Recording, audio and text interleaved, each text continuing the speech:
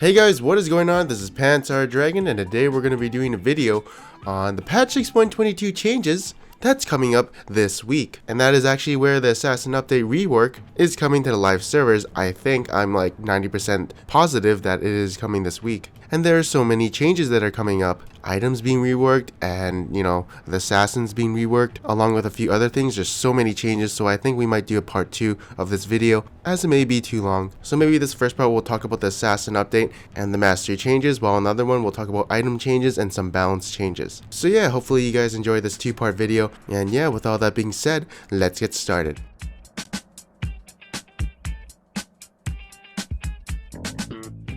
Okay, so first up, I'm still sick, so my voice is a little stuffed and, awful. But anyways, enough of that. Let's talk about our first champion that's getting reworked, and first up is gonna be Rengar. So basically what they did to him is made his Q a skill shot, made his W heal 50% of the damage he took in the last 1.5 seconds. Bone Tooth Necklace now gives AD for unique champion kills, and now his ultimate camouflages him, which is basically like Evelyn's stealth, but it's longer. Oh yeah, and now his first leap will guarantee a crit, and now his empowered W makes him immune to CC for 3 seconds. And yeah, that's basically it. Oh yeah, and now his Q makes him lunge against targets. Now my experience with him on the PvE server, I think he does a shit ton of damage and scales like super well, but comparing this Rengar to the old Rengar, his burst window is a little bit longer, and it's a little bit harder to one-shot people, and they can actually outplay your Q. But I think the Q actually has a lot of damage built into it, and I actually think he could be like, I don't know, Bruiser Rengar. I feel like his Q has a lot of base damage, and it's like a mini gap closer, so there's a chance you might see like Black Cleaver Rengar into like Guardian Angel or something, or you might just see like one-shot Rengar again in full AD.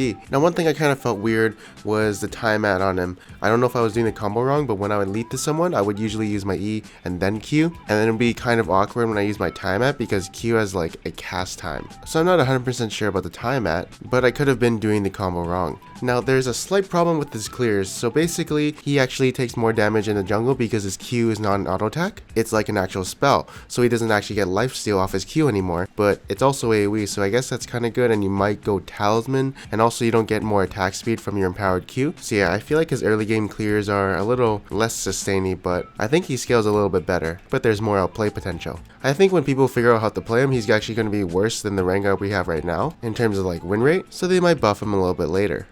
Next up, we're going to be talking about Katarina. This champion, I love this champion. Like, I would be a Katarina main if I main mid, but like I don't.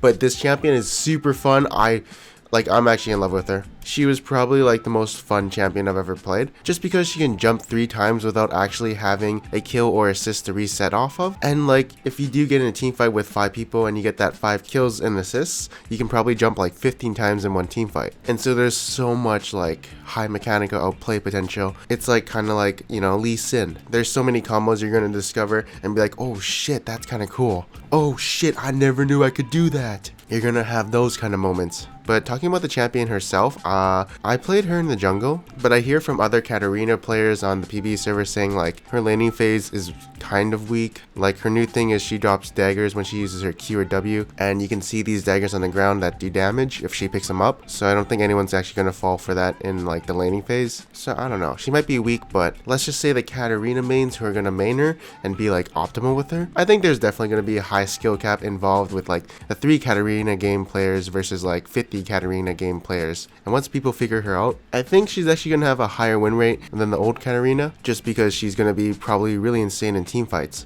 But maybe her laning phase is going to be not so good and that'll demolish her. Oh yeah, and she can't ward jump anymore. Next up, let's talk about the champion who has a lot of burst damage, and that champion's name is going to be Rework LeBlanc. So yeah, she does a shit ton of damage. And basically what she does now is her Q doesn't have the little sigil on top and you can't proc it anymore. Instead, all of your abilities proc that sigil, but there's a 1.5 second delay before you can proc it, but it has a massive AP ratio plus base damage on it, so it's super strong. And now our ultimate's a little different, but basically you can choose what spell you want to mimic instead of it being the last spell you used. So now you actually have more combos to use. But on top of that, you can actually summon a mirror image of yourself globally around the map to just like freak out people, and it's AI controlled and does a random spell that doesn't damage them, but you can definitely be very decisive with this little mechanic. Although it does have like a 2-minute cooldown, so it's very long and don't use it too much. But you're definitely going to have people who figure out how to use this clone efficiently and be very tricky with it. But yeah, her damage I think is insanely strong, and I actually think she's a better champion right now. Although you can't insta burst anyone anymore, but that doesn't matter because I didn't really see that being too much of a problem. Now I think her laning phase will be a little bit worse because you have to go more all in instead of just using Q and W, because there is that delay, so you either have to chain them or you can press Q on them and then wait like 1.5 seconds, but then also take retaliation and then you can use your other spell. So yeah, laning phase is a little bit less obnoxious, but her damage output is so much higher than it was before. Next up, we're going to be talking about Talon. He's actually going to be one of my favorite reworks besides Katarina. And basically what happened to him is his W has a delay before returning back, which I don't really think is too big of a deal. His Q is now a gap closer that leaps. His passive now bleeds after you get 3 ability procs on someone. And now his E lets him hop over terrain. And because of that, it makes him feel really cool and just like some like parkour guy. I don't know, it's pretty cool because it does have a really cool mechanic now. And his burst damage actually seems like it does more now. And even though they got rid of his E, his Q gap closer still feels like it's pretty good for him and does a job for him. Ultimate is definitely the same. But yeah, I don't know. He can actually do a lot of jukes too.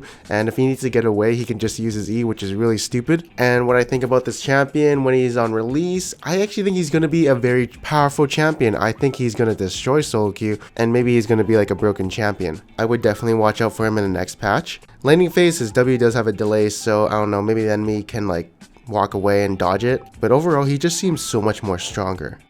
Next up, let's talk about Fizz. So this champion is getting reworked, quite a medium rework. His W now empowers his next auto attack and does more damage based on if the enemy has been bleeding for about like 2 seconds. And now his R's size and damage scales with the distance that he threw to fish. So there's now more skill instead of straight up like nuking someone. And also they actually buffed him a bit after I played him, so I'm not sure how he feels with those buffs, but I can tell you that he does feel a little good in the early game, but in a late game and mid game where you have to wait for an enemy to bleed for 2 seconds and then reactivate your W, yeah, that's not gonna happen. Like your ultimate does apply your W's passive, but if you're straight up trying to nuke someone else, it's like, honestly, it's just super bad to be in the late game because you don't have that much time to burst someone with an empowered W. So I think he's gonna be like a pretty crappy champion, probably gonna receive some buffs, or you might see Bruiser Fizz again. That would be the only way he can get his empowered W and also stay alive in these team fights. But I think he's going to be worse than the Fizz we have right now on the live servers. Next up is going to be Shaco. So this champion, I have mixed opinions about this champion because I do feel like his late game is super strong, but his early game got kind of cucked. But his clears I actually think are a little better. Because basically what happened is now his backstab passive guarantees you a reduced damage crit, and now your Q does bonus damage which actually scales with the backstab damage, so you do more of that one shot. His E is also now like a finisher, as it does do more damage when the enemy has missing health, and now his ultimate makes 3 boxes when the clone explodes. Now the reason I say his early game ganks are worse is because the stealth duration now scales with the levels on his Q, so it's like 1.5 seconds at level 1, then it goes to 4.5 seconds at level 5, so you can't do your little cheese ganks as much, but your E actually has less base damage, so I think it's actually optimal to max out your Q. And once you do come out of that laning phase, you become somewhat of a monster, I feel. I think you actually might build Infinity Edge and, be super op, or maybe Titanic Hydra is still good, but like, you have to utilize your backstab passive a little more if you want to one-shot someone. So make sure when you're going in, try and get behind their back so you can one-shot them. I think he's actually going to be a good champ. I think he's going to be better than a Shaco we have right now. Next up is going to be Kha'Zix. Alright, so basically his Q can be spam more if the target is isolated, but they increase the cooldown of the regular Q by 1 second. Oh yeah, and I'm also referring to the evolved Q. And also the isolated Q does less damage. Your passive now scales with bonus AD, and now your evolved ultimate now lets you stealth for 3 seconds after leaving a bush, which adds more mobility for him around the map. And it might be his second evolution that he gets now, and now his evolved W slows people for 80% if the enemy is isolated. But if we're going to compare this Kha'Zix to like the old Kha'Zix, I think he's a little worse. He relies too much on someone being isolated and also can one-shot that isolated person. And it takes like 2 Qs to finish him off, but there could be a new playstyle with him that I've not found out yet. But yeah, I do think he is worse if he's going for Assassin Kha'Zix. I have not tried evolving my W yet, but it would seem really good for poking and sieging, I guess. Who knows, he might be like, poker again. But yeah, I'm just gonna say he's gonna be a little bit worse than the Kazakhs we have right now. If you did watch this video, and you came from my Kazakhs video where I just killed a bunch of people, yeah, I mean, well, it is the PB server and they were kind of noobs, so that's why that kind of happened, and didn't really demonstrate too much.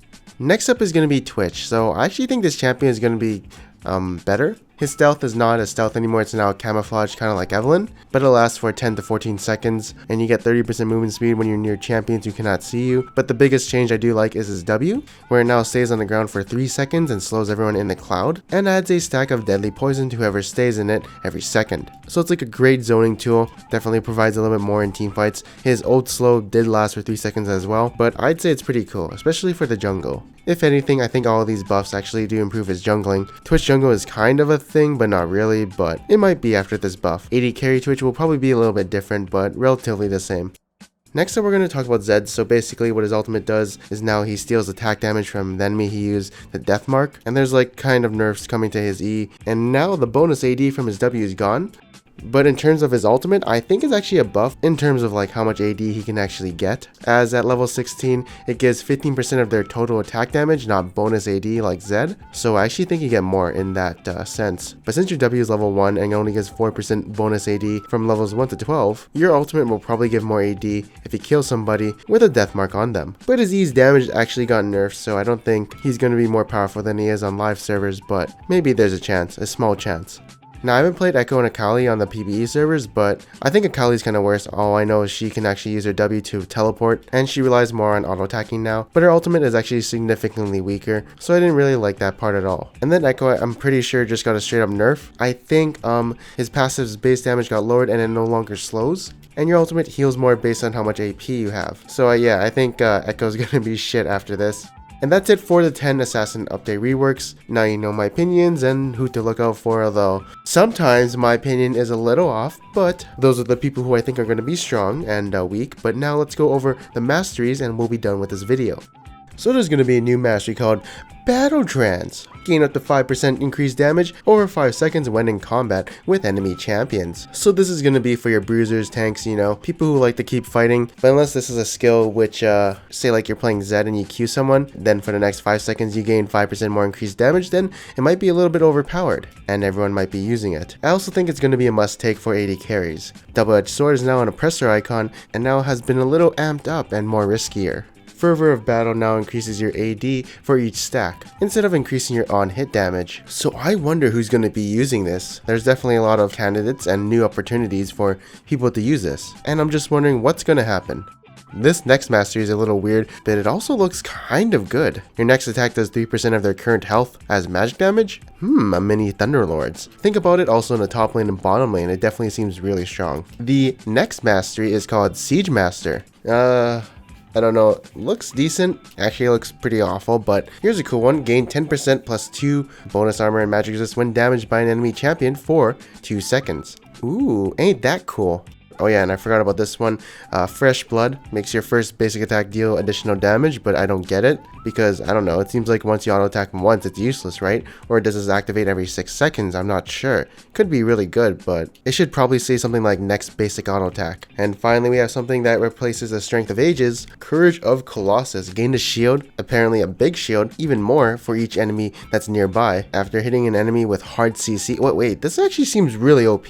So they're probably going to nerf this, but I think tanks will be super OP again. I don't know, I'm not sure, but holy shit, this looks really, really broken. Anyways, that's going to be the end of this video. I hope you guys enjoyed it. It was fairly long and I'll definitely do a part 2 probably tomorrow. So make sure to watch that video, and if you guys did like this video, make sure to leave a like, and if you didn't, make sure to subscribe. Anyways, I am Pansar Dragon, and I'll see you guys next time.